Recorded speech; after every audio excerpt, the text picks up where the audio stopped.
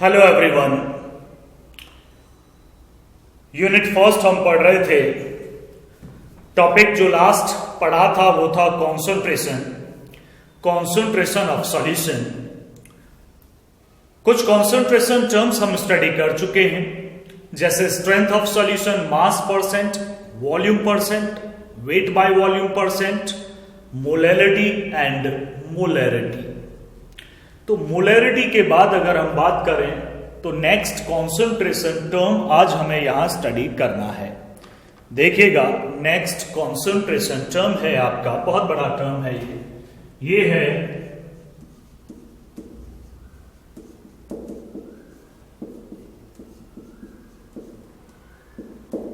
Normality.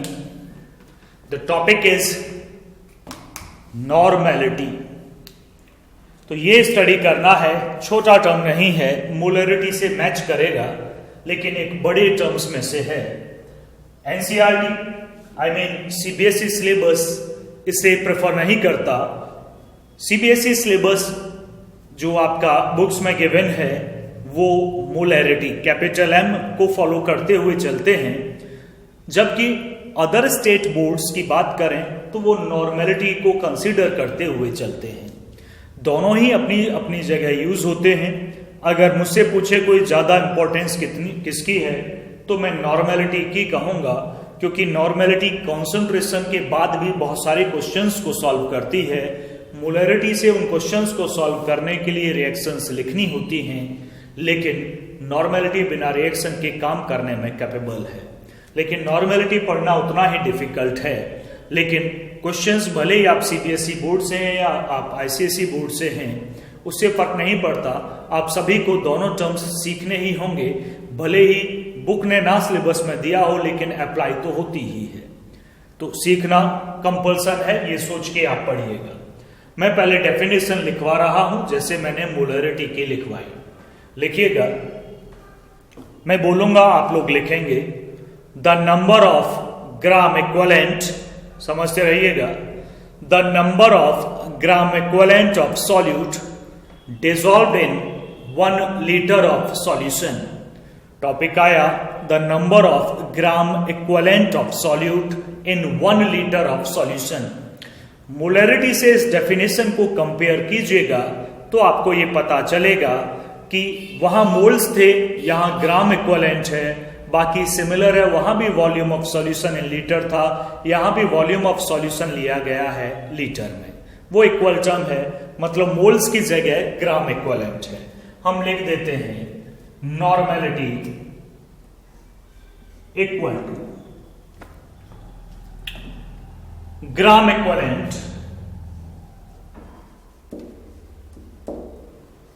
मैंने short में लिखा जीएम ग्राम, EQ इक्विवेलेंट, आप पूरा लिख लीजिएगा ग्राम, GRM ग्राम में से, ग्राम equivalent of solute upon volume of solution in litre. Gram equivalent of solute divided by volume of solution in litre. Gram equivalent की बात पहले करेंगे। ग्राम इक्विवेलेंट ऑफ सॉल्यूट क्या है, यहां हम लिख लेते हैं ग्राम इक्विवेलेंट। किसी के भी ग्राम इक्विवेलेंट कैसे निकालते हैं, ध्यान दीजिएगा। मोल्स अगर निकालने होते हैं, ये मोलैरिटी होता तो यहां मोल्स लिखा होता, मोल्स ऑफ सॉल्यूट, ये इक्वल ही रहता वॉल्यूम ऑफ सॉल्यूशन लीटर। तो मोल्स जब आप निकालते हो तो देखो क्या करते हो, weight divided by molecular weight, मतलब मोलर मास। यहां भी लगभग वैसा ही है, थोड़ा अलग है। थोड़ा क्या अलग है, वेट ऑफ सॉल्यूट, सॉल्यूट इसलिए क्योंकि ग्राम इक्विवेलेंट ये सॉल्यूट का है, divided by equivalent weight of solute. पहले ग्राम इक्विवेलेंट वर्ड नया था हमारे लिए, हमने उसे ढूंढने की कोशिश करी, ग्राम इक्विवेलेंट ढूंढने गए, फिर से एक नया वर्ड हमारे सामने आ गया, इक्विवेलेंट वेट। हमें इसका भी नहीं पता, मॉलिक्यूलर वेट नहीं है, ये इक्विवेलेंट वेट है। अब इक्विवेलेंट वेट को आप कैसे निकालेंगे, equivalent weight equal to molar mass, आप इसे मॉलिक्यूलर वेट भी लिख सकते हैं, की बात होती है, डिवाइडेड बाय एन फैक्टर। ये आप जानते हैं, फिर से एक नया टर्म है एन फैक्टर। एन फैक्टर अगर आप समझ पाएंगे तो यहां पुट कर पाएंगे तो इक्विवेलेंट वेट निकलेगा, इक्विवेलेंट वेट निकलेगा तो ग्राम इक्विवेलेंट निकलेंगे, ग्राम इक्विवेलेंट निकलेंगे तो आप नॉर्मेलिटी निकाल पाएंगे, सीधा सीधा है। तो एन फैक्टर पर अब हम आकर रुक गए हैं। तो एन फैक्टर अगर आप कोई बुक पढ़ रहे हैं रिफ्रेशर, तो वहां एन फैक्टर नाम नहीं लिखते, इसका नाम लिखते हैं एसिडिटी और बेसिसिटी। एसिड की होती है बेसिसिटी और बेस की होती है एसिडिटी।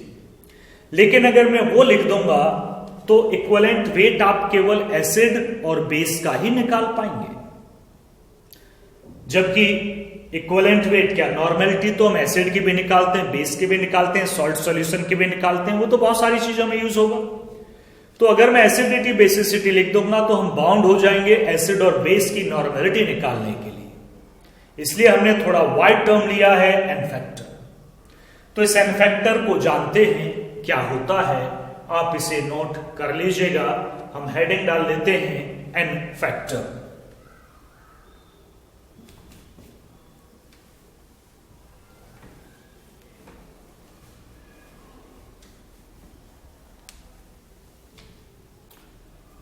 मोलरिटी तक टर्म्स कितने पढ़ चुके थे हम? स्ट्रेंथ फर्स्ट पढ़ा, मास percent second, volume percent third, weight by volume percent fourth, fifth was the molarity and six was molarity. तो ये सेवेंथ था आपका नॉर्मेलिटी। तो नॉर्मेलिटी सेवेंथ पॉइंट डाल लीजिएगा, मैंने नहीं डाला इसलिए मैं बता रहा हूं। अब टॉपिक है आपका एन फैक्टर, ध्यान दीजिएगा। एन फैक्टर हमें स्टडी करना है, एन फैक्टर। तो एन फैक्टर पॉइंट डाल लीजिएगा मिडिल ऑफ द लाइन में। नॉर्मेलिटी हम तभी सीख सकते हैं तब एन फैक्टर हमें आ जाए। तो पहले हम पढ़ेंगे एन फैक्टर एसिड्स के लिए, ध्यान दीजिएगा। पहले हम पढ़ेंगे for acids, for acids, acids के लिए एन फैक्टर। ध्यान देना, एसिड्स क्या होते हैं, कोई भी आपसे डेफिनेशन पूछ सकता है एसिड। चूंकि आप 10th पढ़कर आए हैं, 9th 10th, तो हम उसी से बात करते हैं। एसिड क्या है? मान लीजिए मैंने आपसे ये प्रश्न किया, आपने क्वेश्चन का आंसर आप ढूंढ लीजिएगा, सोच लीजिएगा और फिर मैच कीजिएगा। एसिड्स होते हैं जो पानी में डालने पर एचाइंस में डिसोसिएट होते हैं। इन अदर वर्ड्स, ऐसे सब्सटेंस जो पानी में डालने पर एचाइन प्रोवाइड करते हैं, H positive ion, they are called acids. सीधी सी बात है। अब यहां एन फैक्टर क्या होगा एसिड्स का? एसिड्स का एन फैक्टर होगा एक एसिड कितने एचाइन प्रोवाइड करता है। एक एचाइन प्रोवाइड करता है एन फैक्टर 1, 2 एचाइन प्रोवाइड करता है एन फैक्टर 2। समझ रहे हो, नंबर ऑफ एचाइन। तो इसी को बेसिसिटी भी बुलाते हैं। देखो, एक एसिड जितने एचाइन देता है that is called its basicity. I mean एक HCl है, HCl डालो, एक एचाइन प्रोवाइड करेगा, its basicity is 1, that is a mono basic. Basic मतलब बेसिसिटी, मोनो मतलब एक बेसिसिटी। H2SO4 2 एचाइन प्रोवाइड करेगा, its basicity equal to 2, means that is dibasic acid. Dibasic मतलब 2 एचाइन देने वाला, डाइबेसिसिटी, बेसिसिटी 2, और उसी का नाम एन फैक्टर है। तो मैं एसिड इधर लिखूंगा, यहां उसका लिखूंगा बेसिसिटी, और क्या बुलाते हैं हम उसे? N factor. ठीक है जी। एसिड्स के नाम यहां, उसकी बेसिसिटी यहां। फर्स्ट हम लेते हैं HCl। HCl में एक एचाइन है, एक ही वो डोनेट करेगा, इसकी बेसिसिटी या n factor 1। H2SO4 2, HNO3 1, COOH, COOH ये ऑक्सैलिक एसिड होता है 2 एच आयन लूज करता है n फैक्टर 2, मतलब बेसिसिटी 2। यहां तक इन्हें पढ़ के ऐसा ही लगता है जितने एच होते हैं सर वही उसका n फैक्टर होता है, ऐसा नहीं है। अगला कॉलम ये है, मैं एसिड्स यहां लिखूंगा और उनका n फैक्टर मतलब बेसिसिटी यहां लिखेंगे। यही वाला कॉलम आगे नीचे जगह में इधर बढ़ा रहे।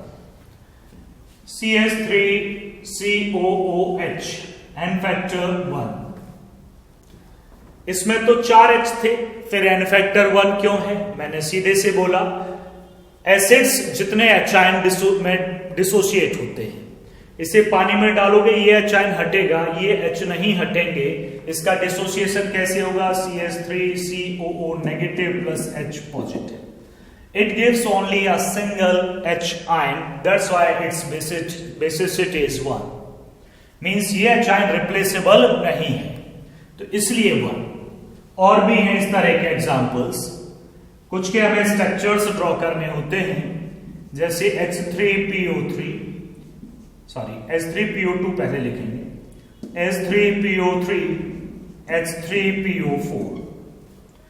इनकी बेसिसिटी जानने के लिए मुझे इनके स्ट्रक्चर्स बनाने होते हैं।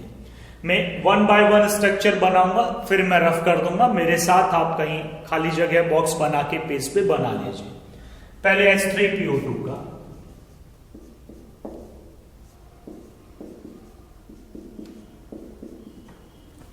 ये स्ट्रक्चर है इसका H3 H123P ऑक्सीजन 2 H3PO2 है।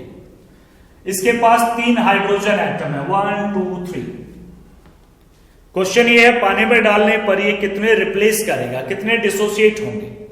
H वही रिलीज होता है जो ज्यादा इलेक्ट्रोनेगेटिव एटम से जुड़ा होता है। ये H P से जुड़ा है, P ज्यादा इलेक्ट्रोनेगेटिव नहीं है, ये H भी P से जुड़ा है, ये भी ज्यादा मतलब P ज्यादा इलेक्ट्रोनेगेटिव नहीं है। तो जब पानी में डालेंगे तो ये 2 H नहीं हटेंगे, ये जुड़े रहेंगे एज इट इज। ये H O से जुड़ा है, O ज्यादा इलेक्ट्रोनेगेटिव है, पानी में डालते H पॉजिटिव अलग हो जाएगा, ऑक्सीजन पर नेगेटिव चार्ज। मतलब जो H O से जुड़ा है वही रिप्लेसेबल है, क्योंकि ऑक्सीजन ज्यादा इलेक्ट्रोनेगेटिव है और H के दोनों इलेक्ट्रॉन को अपनी तरफ खींच के H को फ्री कर देगा। मतलब एक H आयन रिप्लेसेबल है n फैक्टर 1 H3PO2 का। स्ट्रक्चर में बदल रहा हूं, अब मैं H3PO3 पर आता हूं। ये स्ट्रक्चर है H3PO3, चेक कीजिएगा H 3 है, PO3 ऑक्सीजन भी 3 है। चेक कीजिएगा कितने H आयन रिप्लेसेबल है, मतलब कितने ऑक्सीजन से जुड़े हैं। ये भी जुड़ा है ऑक्सीजन से, ये H भी O से जुड़ा है, तो अब 2 रिप्लेसेबल है। n factor for H3PO3 is 2। And the next one draw कर ले, नेक्स्ट वन H3PO4। अब तो तीनों HO से जुड़े हैं, it means n factor 3। Phosphorus के ऑक्सो एसिड्स हैं ये। ऑक्सो एसिड मतलब जिनकी एसिडिटी उनकी ऑक्सीजन होने की वजह से, ऑक्सीजन ना हो तो एसिड ही ना हो, तो इन्हें ऑक्सो एसिड बुलाते हैं। इनमें जितने ऑक्सीजन होते हैं उससे कम उनकी बेसिसिटी होती है, मतलब उनका n फैक्टर होता है। 2 ऑक्सीजन तो 1 n फैक्टर, 3 ऑक्सीजन तो 2 n फैक्टर, 4 ऑक्सीजन तो 3 n फैक्टर। तो ये था एसिड के n फैक्टर निकालने का तरीका, आप नोट कर लीजिएगा। फिर मैं बेस पर आता हूं, बेसिस। मैं इसे हटा देता हूं।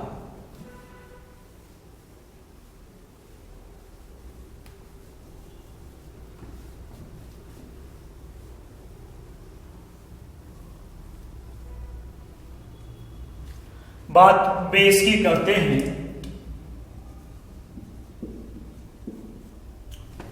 क्वेश्चन है बेस क्या होते हैं? बेस ऐसे सब्सटेंस होते हैं जो पानी में डालने पर OH नेगेटिव आयंस में डिसोसिएट होते हैं। सिंपल डेफिनेशन यही है बेसिक। हालांकि तब इक्विलिब्रियम में जाओगे तो एसिड बेस की आप नई नई डेफिनेशंस भी पढ़ोगे, लेकिन वो तो बहुत दूर है वो यूनिट, तो आपको 9th 10th में यही बताई गई होगी। ऐसे सब्सटेंस जिन्हें पानी में डाल दें तो जो OH नेगेटिव में डिसोसिएट होते हैं और उसी को हम लेकर आगे बढ़ रहे हैं। तो कोई बेस जितने OH नेगेटिव में डिसोसिएट होता है वो उसकी एसिडिटी होती है। देखो एसिड की क्या थी, बेसिसिटी, तो बेस की क्या होगी, एसिडिटी, या एन फैक्टर आप कॉमन वर्ड यूज कर सकते हैं। बेस में इधर लिख रहा हूं उसकी एसिडिटी, या ये कहें एन फैक्टर, मैं यहां लिख रहा हूं। तो बेस के बारे में बेस एग्जांपल लेते हैं KOH, एक OH नेगेटिव डिसोसिएट करेगा, acidity 1, I mean n factor 1। NaOH ये भी 1 ही करेगा। CaOH का होल ट्वाइस ये 2 करेगा। आगे बढ़ते हैं, NH4OH ये 1 करेगा। तो बेसिस के उतने एग्जाम्पल्स नहीं हैं जितने एसिड्स के हैं, यही हैं, आप लिख लीजिएगा इनको। अब बढ़ते हैं आगे। एसिडिटी बेसिसिटी को आप कॉमनली एन फैक्टर बुला सकते हैं, लेकिन अब जो हम पढ़ेंगे वो एसिड नहीं है, बेस भी नहीं है, वो सॉल्ट्स हैं। सॉल्ट, तो सॉल्ट्स को पढ़ते हैं ताकि हम उनका भी एन फैक्टर फाइंड कर सकें। इसे हटा देते हैं। सॉल्ट्स का एन फैक्टर थोड़ा मुश्किल होगा। सॉल्ट में आपको कैटायन एनायन के कॉम्बिनेशन से मिलकर, मतलब कंबाइन होके जब बनता है तो वो सॉल्ट होता है। आपको मैं आयनिक कंपाउंड दूं तो आप ऐसे क्रॉस मल्टीप्लाई करके सॉल्ट बनाते हैं। जैसे हम कहें भाई Na पॉजिटिव है, SO4 डबल नेगेटिव है, कंपाउंड बनाइए तो ऐसे इसे यहां लिख देंगे आप, इसे यहां Na2SO4 that is a sodium sulphate. ऐसे आप कंबाइन करते हैं। जैसे Al3 positive, SO4 double negative, ये यहां Al2 SO4 का होल थ्राइस, 2 इधर 3 इधर आ गया तो SO4 का होल थ्राइस, एल्यूमिनियम सल्फेट। तो ये क्रिस क्रॉस रूबी मेथड है, इसे बुलाते हैं। छोटी क्लासेस में आपने पढ़ा होगा। ऐसे ही करो तो बेटर है, मैं नया नहीं सिखाना चाहता। धीरे धीरे केमिकल बॉन्डिंग आएगा, अपने आप दूसरा सही तरीका मिल जाएगा। ये भी गलत नहीं है, सही है, मतलब एक्यूरेसी फॉर्म, ये याद, ये लर्निंग पॉइंट हुआ। एक्चुअल में क्या हुआ ये आप देख पाएंगे। हम बढ़ते हैं आगे। हमें इसमें जो हमने मेथड में कैटायन और एनायन लिखे, इनके चार्ज की जरूरत है।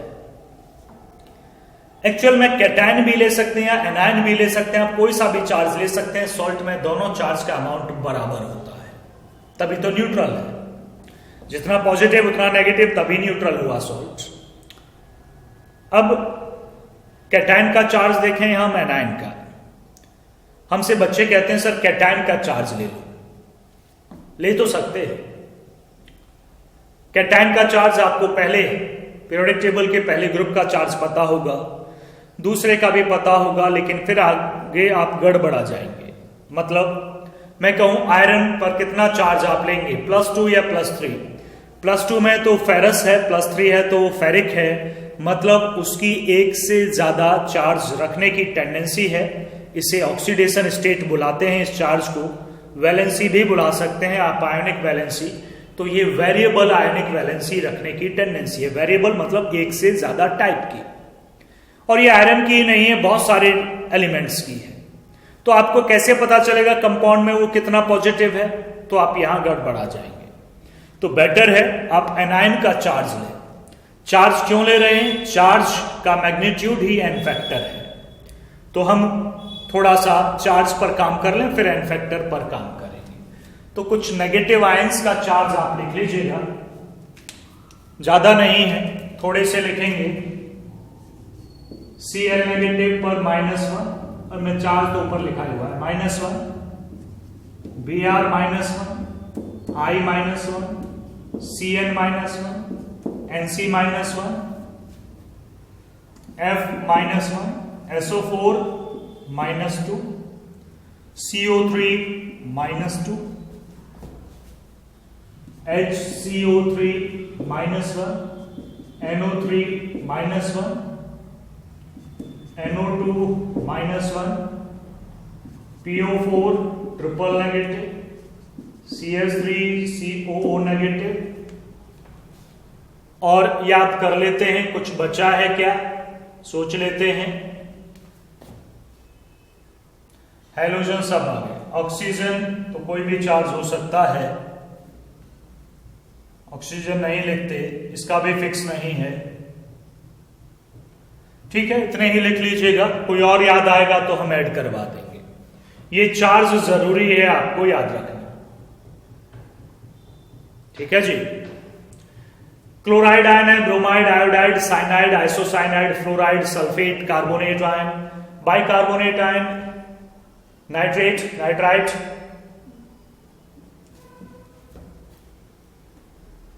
Phosphate, acetate. चलिए आगे बढ़ते हैं, ये रफ कर देते हैं, हटा देते हैं इसको।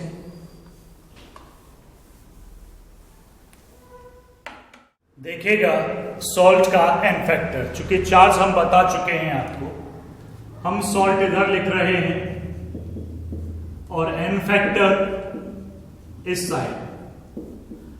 अब तो एन फैक्टर ही नाम होगा, एसिडिटी या बेसिसिटी नहीं होगा, salt N factor.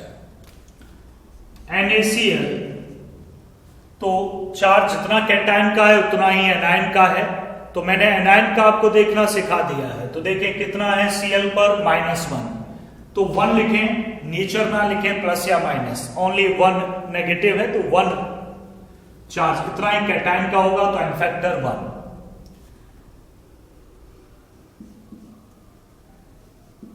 Na2CO3 carbonate है CO3, इसका चार्ज क्या था -2, तो एन फैक्टर 2।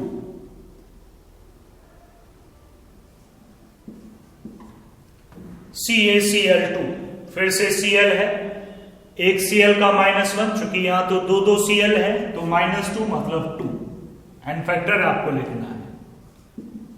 FeCl3, FeSO4 दो मैंने लिखे, दोनों आयरन के।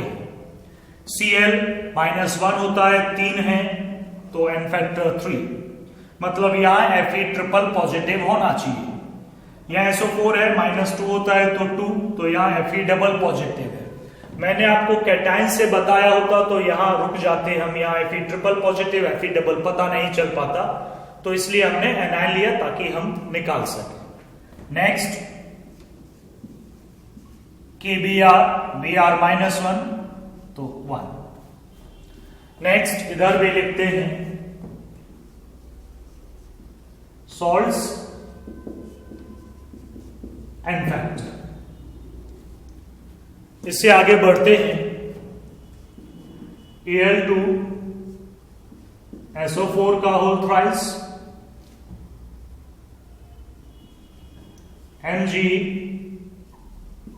Br2, K2 SO4, Na3PO4। खुद करें कोशिश, थोड़े बड़े भी लिख लेते हैं।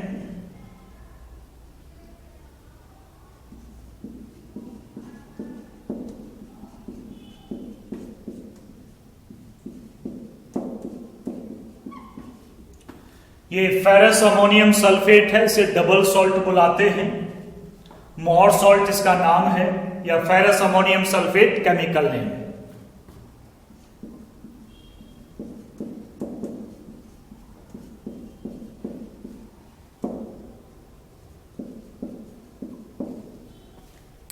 ये पोटास एलम है, ये भी डबल सॉल्ट है, इसी कैटेगरी का है पोटास एलम, तो इनका भी एन फैक्टर आप निकाल सकते हैं। चलिए चेक करते हैं एन फैक्टर। आप लोगों ने इनके तो कर ही लिए होंगे। नेगेटिव आयन SO4 है, एक SO4 पर चार्ज -2 था, 3 है तो -6 हो गया, तो एन फैक्टर 6। नेक्स्ट पर आते हैं MgBr2, Br सिग्नल नेगेटिव है, 2 है तो -2 मतलब 2 एन फैक्टर। नेगेटिव चार्ज नहीं लगाना होता। K2SO4 एक SO4 है, एक SO4 -2 मतलब 2। Na3PO4 फॉस्फेट आयन है, फॉस्फेट का -3 मतलब 3। अब ये डबल सॉल्ट है दोनों, तो डबल सॉल्ट है तो दोनों को जोड़ना होगा। आप नेगेटिव आयन काउंट कर लीजिएगा। इस वाटर का आपको कुछ नहीं करना, ये तो हाइड्रेटेड वाटर है, कैटायन एनायन कुछ नहीं लेने होते वाटर को, आप इग्नोर कर दीजिएगा, भूल जाइए यहां ये जुड़ा है। इस सॉल्ट पर आइए, फेरस सल्फेट में एक SO4 है, अमोनियम सल्फेट में भी एक SO4 है, तो टोटल SO4 की संख्या 2। एक पर चार्ज -2 होता है तो 2 का मिला के हो गया 4, तो इसका इनफैक्टर 4। पोटास एलम पर आइएगा, वाटर है, वाटर भूल जाइएगा, इग्नोर करें। SO4 SO4 एक SO4 3, यहां 4 SO4 का चार्ज -8। ये डबल सॉल्ट का तरीका है। तो ये था एन फैक्टर। एन फैक्टर इससे भी आगे है, लेकिन उसके लिए आपको रेडॉक्स तक जाना होगा। ये मेथड है रिडक्शन ऑक्सीडेशन का, चूंकि इस लेवल में अभी आपको रिडक्शन ऑक्सीडेशन नहीं आता है, तो हम आपको आगे भी एन फैक्टर निकालने के तरीकों को यहां नहीं बता सकते।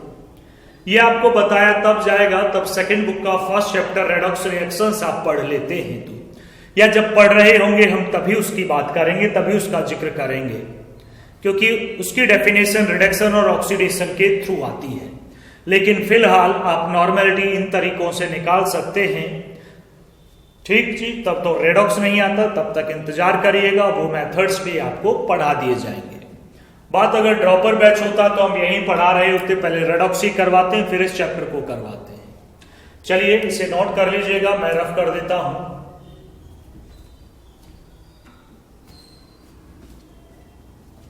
नोट कर लें भाई, हटा रहा हूं।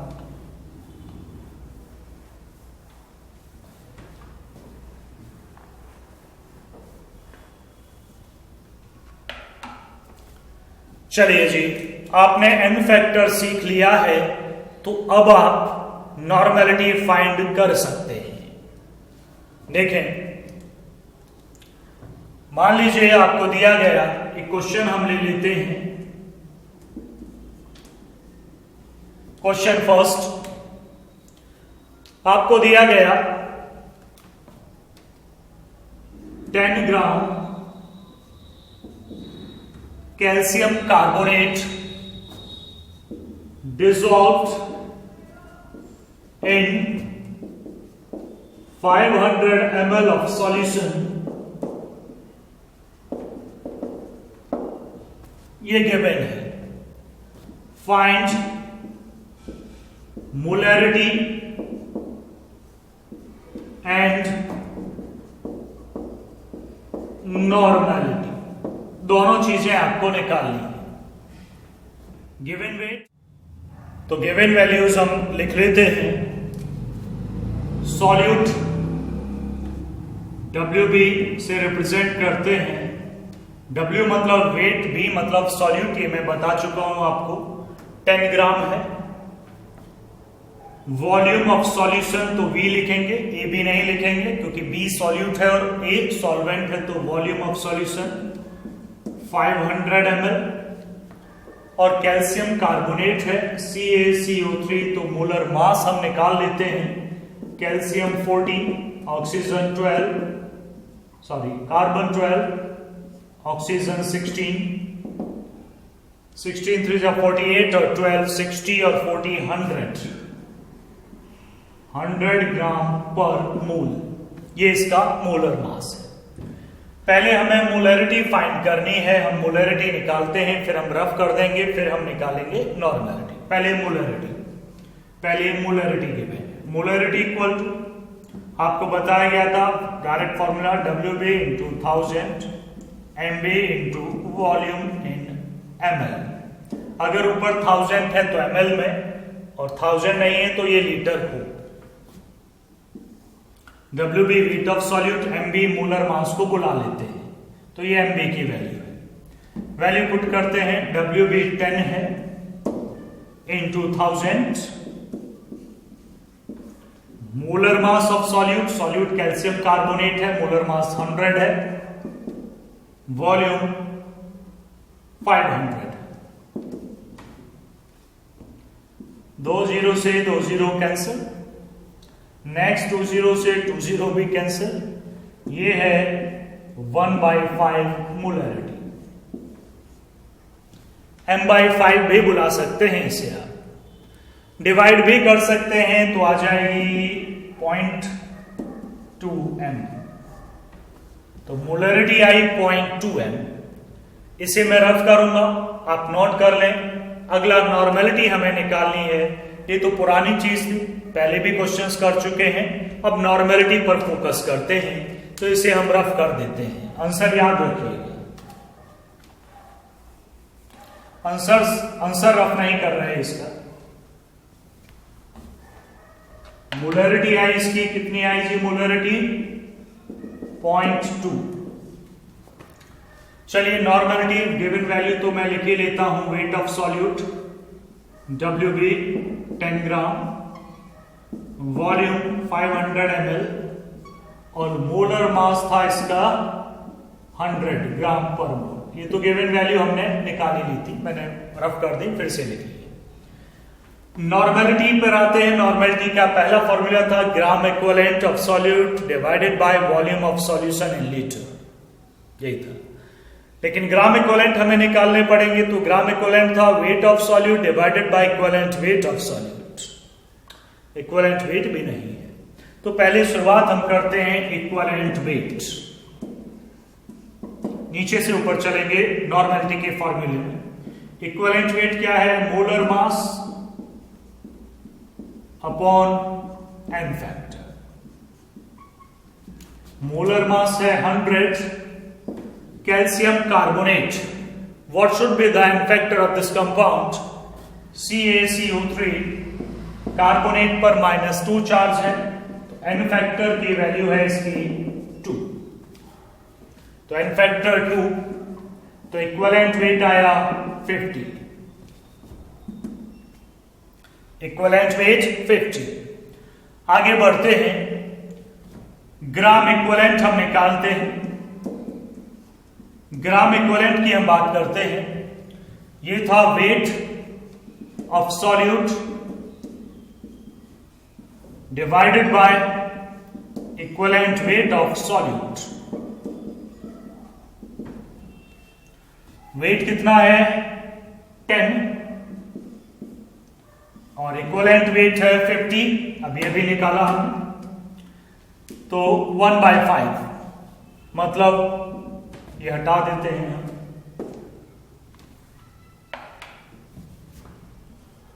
0.2 ग्राम इक्विवेलेंट आया 0.2, लेकिन हमें नॉर्मेलिटी चाहिए। We need normality. Normality equal to gram equivalent divided by volume in liter, volume of solution. Gram equivalent of solute 0.2, volume 500 ml है, but we need in liter, तो 500 divided by 1000 means 0.5. पॉइंट से point cancel, 2/5, point लगाकर 0, 0.4। Normality कितनी आई? 0.4। ये है तरीका निकालने का। खैर नॉर्मेलिटी निकालने का तो एक और तरीका हम आपको बता देंगे, लेकिन इस फॉर्मूले को इक्विवेलेंट वेट निकालने के लिए और ग्राम इक्विवेलेंट निकालने के लिए जरूर यूज कीजिएगा। नॉर्मेलिटी का हम आपको डायरेक्ट रिलेशन बताने जा रहे हैं। इस क्वेश्चन को नोट कर लीजिएगा और मोलरिटी और नॉर्मेलिटी को देखिएगा। नॉर्मेलिटी जस्ट डबल है देन मोलरिटी। ऐसा इसलिए हुआ क्योंकि यहां एन फैक्टर है। तो रिलेशन देखिएगा, क्वेश्चन नोट कर लीजिएगा।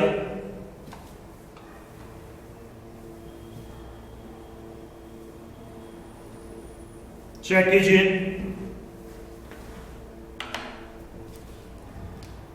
हेडिंग डाल लीजिएगा थोड़ी बड़ी बड़ी। रिलेशन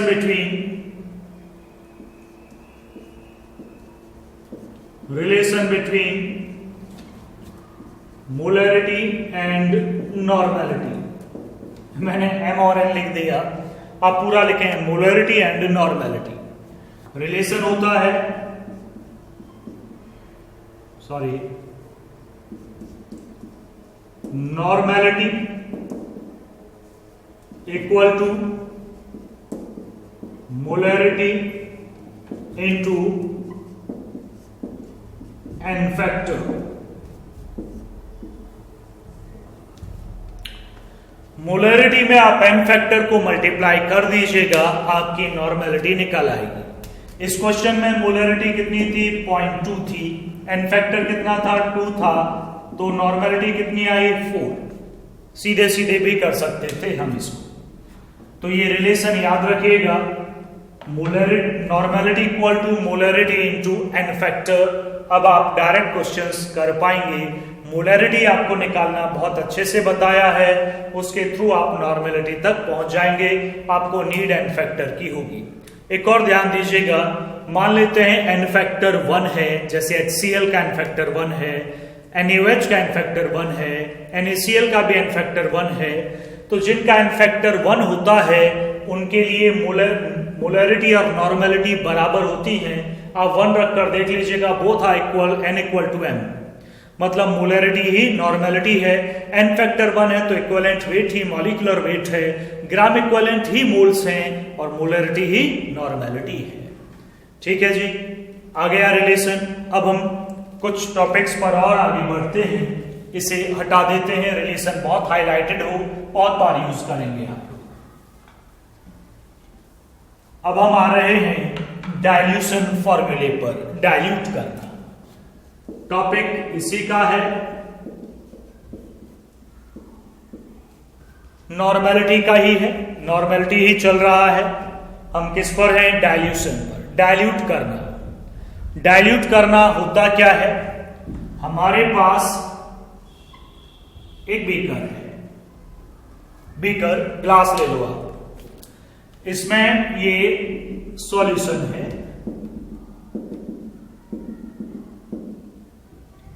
इसकी कॉन्सेंट्रेशन 2 मोलरिटी की है और इसका वॉल्यूम 100 ml है। इसमें एक सॉल्यूट है, नाम नहीं दिया, 2 मोलरिटी सॉल्यूशन, मतलब कॉन्सेंट्रेशन 2 मोलरिटी है, वॉल्यूम 100 ml है।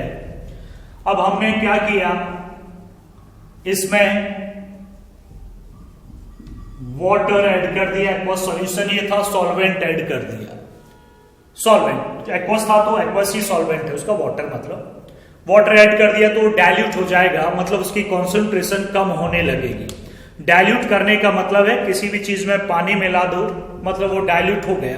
पानी मिला दो मतलब अगर उसका सॉल्वेंट वाटर है तो, मतलब वाटर नहीं है सॉल्वेंट, तो आप जो सॉल्वेंट है उसका वो मिला दो उसमें।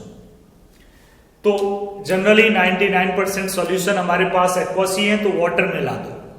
जैसे आपने सॉस निकाला, वो थोड़ा गाढ़ा सा था, तो उसमें आपने पानी मिला दिया तो वो डाइल्यूट हो गया। क्या हो गया? वो डाइल्यूट। दाल में नमक ज्यादा हो गया, हम निकाल तो नहीं सकते, नमक को पानी डाल लो तो डाइल्यूट हो गया, कॉन्सेंट नमक कम हो जाएगा, कम फील होगा, हो भी जाएगा। वही यहां कर रहे हैं, मोलरिटी है 2m, 100 ml सॉल्यूशन है, वाटर इसमें डाल दिया, वाटर डाल देंगे तो इसका लेवल और बढ़ जाएगा। क्वेश्चन है सर कितना वाटर डाला? हमने इसमें 200 ml वाटर और डाला, 100 पहले से था, 200 और डाल दिया। क्वेश्चन है तो सर नेक्स्ट मोलरिटी अब क्या हो जाएगी डालने के बाद? मुझे नहीं पता अभी देखिए, वाटर ही तो डाला है, क्या सॉल्यूट डाला है? सॉल्यूट नहीं डाला। क्या सॉल्यूट निकाला है? सॉल्यूट नहीं निकाला। तो सॉल्यूट तो जो पहले था वो अभी भी है, सॉल्यूट पहले वाला। देखिए molarity equal two moles of solute upon volume, यही है ना। तो इस तरह से मोल्स निकालते हैं। मोल्स क्या होंगे? Molarity into volume. भाई मोल्स क्या होंगे? Molarity into volume. तो सॉल्यूट के पहले मोल्स कितने थे? वो अभी भी हैं। तो पहले first initial moles of solute equal to finally moles of solute. मतलब जो मोल्स पहले थे वही बाद में भी होंगे, सॉल्यूट तो चेंज नहीं हुआ तो बराबर होंगे। पहले वाले इनिशियल मोल्स ऑफ सॉल्यूट, बाद वाले मतलब वाटर डालने के बाद दोनों के सॉल्यूट बराबर है। कैसे निकलेगा? पहले मोल्स निकालते हैं मोलैरिटी इनटू वॉल्यूम, बाद के मोल्स निकाल रहे हैं वो भी तो ऐसे निकलेंगे मोलैरिटी इनटू वॉल्यूम। तो ये पहला मल्टीप्लिकेशन m इंटू वी का, दूसरा मल्टीप्लिकेशन m इंटू वी का बराबर होगा। मतलब पहली कंडीशन को आप 1 से रिप्रेजेंट करते हैं, दूसरी को 2 से, तो ये फॉर्मूला क्या बन जाएगा? m1v1 equal to n2v2। तो फॉर्मूला ये बन गया भाई, पहले मोल्स सॉल्यूट के बाद वाले मोल्स। इसे सॉल्व करके देखते हैं। पहली मोलैरिटी 2 यहां कर रहा हूं मैं, पहला वॉल्यूम 100, दूसरी मोलैरिटी निकालनी है, दूसरा वॉल्यूम 200 और डाला, 100 पहले से था 300, कर लो सॉल्व। 300 को इधर लिख लो, 2 0 से 2 0 कैंसिल, दैट्स 2/3। कितना आया? 2/3, 0.67 मोलैरिटी। तो ये तरीका होता है। तो फॉर्मूला क्या बना? m1v1 equal to m2v2। Normality का फॉर्मूला भी इसी फॉर्मेट में आप बोल सकते हैं, n1v1 equal to n2v2 dilution के लिए। तो यही होंगे दोनों के फॉर्मूले। तो डाइल्यूट फॉर्मूला लिख लीजिएगा, इस तरह के क्वेश्चंस भी पूछे जाते हैं। मैंने पूरा फॉर्मूला बताया कैसे आया, नोट कर लीजिएगा। इस क्वेश्चन को भी सही लैंग्वेज में लिख कर लीजिएगा।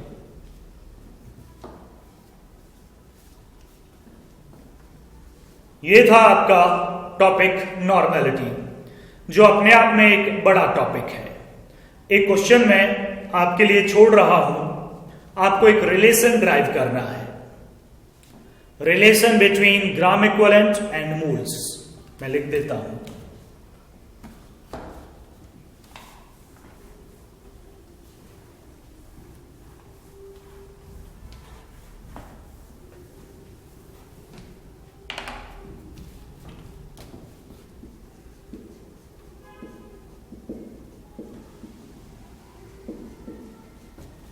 relation between gram equivalent and moles। Moles और ग्राम इक्विवेलेंट में आप रिलेशन ड्राइव कीजिएगा, ये आपका वर्क है। क्लियर? आज का टॉपिक यही तक था। क्लास में हम क्वेश्चंस तो डिस्कस कर ही रहे हैं,